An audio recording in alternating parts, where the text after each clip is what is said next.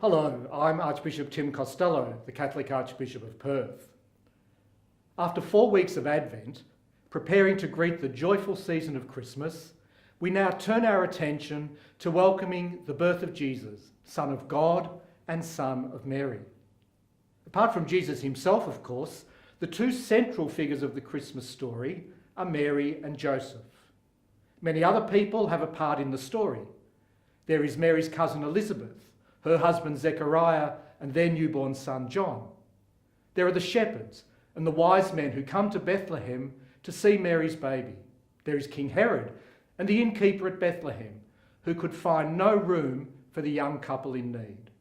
And of course, there are the angels who appear to the shepherds, to Joseph, and most significantly, to Mary.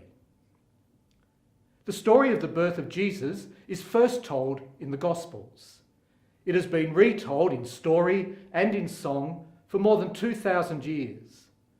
And it has been depicted for us in beautiful, masterful works of art. It is interesting to note that several icons of the 16th century depict Joseph as brooding, puzzled and perplexed, as he struggles to come to terms with a situation which initially makes no sense to him. The many representations of the Annunciation, on the other hand, often show Mary kneeling in prayer before the angel, who brings the news of the conception and birth of Jesus to her. Mary is rightly presented as a woman of extraordinary faith and total openness to God's will for her. And yet the puzzlement and confusion of Joseph were present in Mary too, as the Gospel account of the Annunciation makes clear. When the angel appeared to Mary, we are told that she was at first greatly disturbed and then confused. How, she asked, could what the angel was telling her possibly come true? Equally, the deep faith and openness to God, which marked Mary's response to the angel, were also present in Joseph, who in the Gospel stories is presented as a man of courage and compassion, ready to respond to God's call, even if he doesn't fully understand it. This call to faith in the midst of confusion, to courage in the midst of uncertainty and fear, and to trust in God in the midst of adversity and difficulty is one which we all face in the circumstances of our own lives.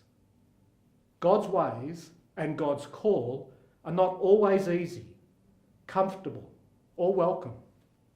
And yet Joseph, once he understood what God was asking of him, responded with determination and courage.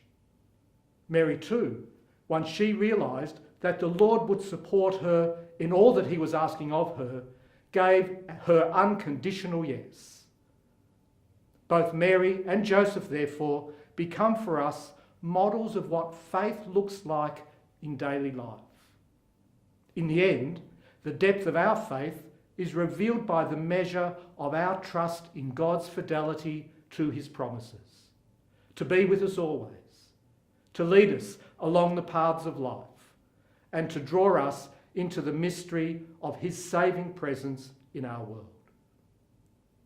Because Mary and Joseph were people of such deep and trusting faith, the Word became flesh and lived among us.